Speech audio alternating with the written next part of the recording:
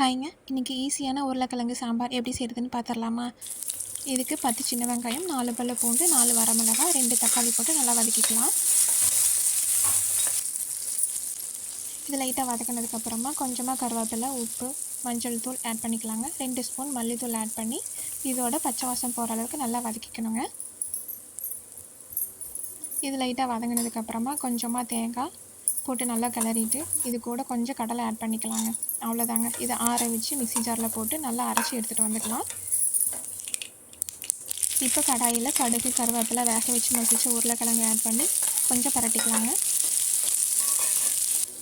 இதை லைட்டாக பரட்டி விட்டுட்டு அரைச்சி வச்ச விழுது கூட உங்களுக்கு தேவையான அளவு தண்ணி சேர்த்து நல்லா கொதிக்க விட்டு எடுத்துக்கோங்க.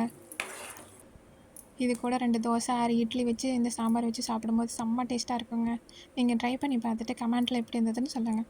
வீடியோ பிடிச்சிருந்தா சப்ஸ்கிரைப் பண்ணிக்கோங்க. தேங்க்யூ.